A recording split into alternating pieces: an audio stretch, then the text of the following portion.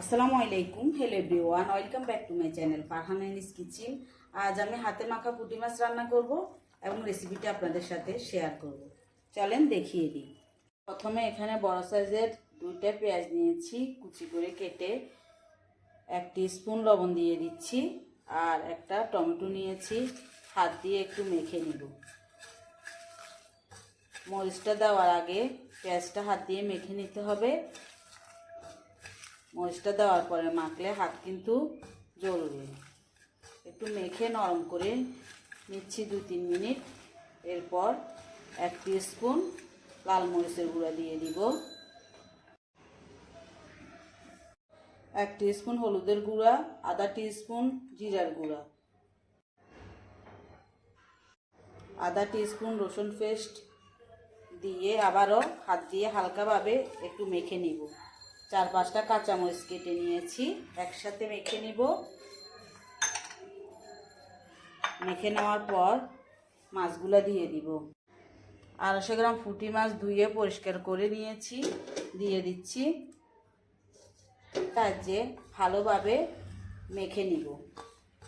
মেখে নেওয়ার পর ছোট ছোট আলু আছে না, এগুলা ছোট ছোট করে পাতলা পাতলা করে কেটে নিয়েছি। আমার থেকে ভালো লাগে এই জন্য দিয়েছি। আপনাদের পছন্দ করলে দিবেন, না হলে স্কিপ করতে পারেন। 1 টেবিল স্পুন সরিষার তেল দিয়ে আবারও মেখে নিব।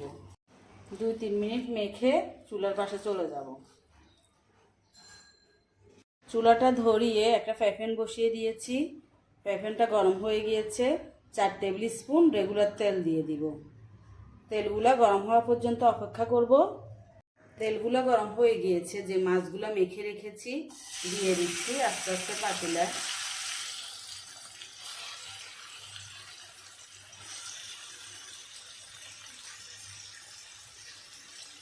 একই বাটিতে 2 কাপ পানি দিয়ে ধুয়ে দিয়ে দিব। এই পানি দিয়ে মাছগুলো রান্না করে নেব। ছোট মাছ রান্না করতে কিন্তু বেশি পানি লাগবে না। একটু কাঠি দিয়ে মিক্স করে ঢাকনা দিয়ে ঢেকে দিব। চুলার আঁচটা মিডিয়ামে দিব। 10 মিনিট অপেক্ষা করব। 2-3 মিনিট পর ঢাকনাটা উঠিয়ে নিব। বলক কিন্তু চলে এসেছে। এখন চুলার হিটটা একবারে লোতে দিয়ে দিব। 10 মিনিট পর ফিরে এলাম। একটু লবণটা চেক করে নিই।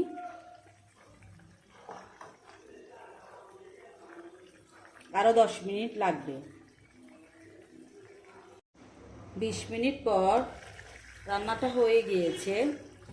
2 টেবিল স্পুন ধনিয়া পাতা কুচি করে নিয়েছি, দিয়ে দিচ্ছি। দিয়ে আরও 2 মিনিটের মতো রাখবো।